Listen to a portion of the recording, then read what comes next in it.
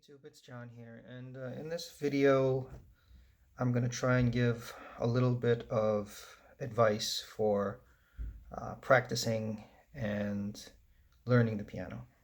Okay, so tip number one, count your rhythms. It's really crucial that you count your rhythms. Otherwise, your rhythms are going to be really messed up. A lot of beginners have a tendency to do that. They'll skip over the counting, um, and just kind of go by ear or um, going off a recording. Um, and yeah, you might be able to get away with that for a while, but it's going to be problematic, and your rhythm's going to be really screwed up. So bite the bullet and count. Okay. Number two, warm up. Warm up before you practice. This is also really important because if you don't warm up, that can lead to injury. It's probably not quite as necessary when you're just starting out. It's probably not quite as necessary, but definitely when you get into the intermediate to advanced stuff, you're going to want to warm up at least like 5 or 10 minutes before you play. It doesn't really matter what it is. It could be scales, it could be arpeggios, it could be, or even just something simple. Playing simple, pieces that aren't very difficult. Okay. Number three, when you're learning a new piece, practice it slowly.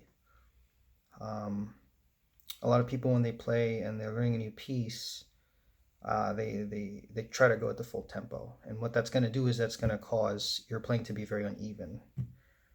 So when you start learning a new piece, start slowly, and then and play evenly, and then as time goes on, you can increase the tempo. But don't start just playing fast, because then your playing is going to be very uneven. Okay, four, learning to play softly. Yeah, a lot of, especially with beginners, they play really loud all the time, thinking that it makes it more dramatic or whatever, but really it's not very musical if you're playing loud all the time, right? Because there's no contrast between the loud and the soft. It's not going to sound good. It's not very musical, but it can also that can also lead to injury, because when you're playing loud all the time, that's going to create a lot of tension. When you're playing loud all the time, that can also lead to injury.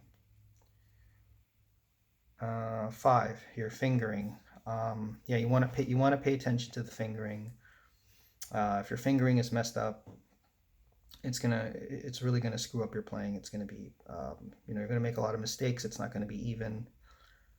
So yeah, and also with the fingering, just want to point out with the fingering, there isn't like a universal way to do it. So you use whatever fingering is most comfortable for you. Maybe there's a there might be a suggestion in a piece of music, in the sheet music, that says to use your, I don't know, your index finger, right? To use your second finger on a note, but maybe you're more comfortable using your third finger. That's fine. There's no universal way to do the fingering. There's no way that you have to do it. You just play it in whatever way is most comfortable for you, and allows you to play the piece correctly. So there's no one way to do it, but you do have to pay attention to it, because if you're not, then if your fingering is screwed up, it's going to screw up your playing. Okay, so six, learning in small chunks. This is really important too. A lot of people, when they're playing, they try to learn a whole page or the whole piece, and it's not a very good way to do it. You're not going to make any progress that way. So what you want to do is you want to go in small pieces. So for example, maybe you just go with the first phrase of a piece. You just learn the first phrase, okay? And then after that, you can move on to the next phrase, or maybe the first few measures, and then you go on to the next few measures. And, you don't want to try and do learn the whole piece whole like that. You want to break it into smaller, more manageable pieces. Okay, 7. This is the thing that I do. I don't really know if anyone teaches this. And that is dividing measures, and I found that to be pretty useful.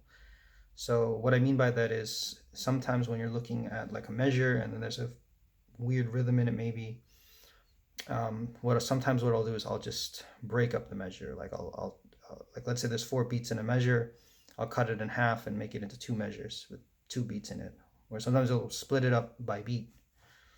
And I don't know if that's technically correct or whatever, but I found that to be helpful a lot of the time.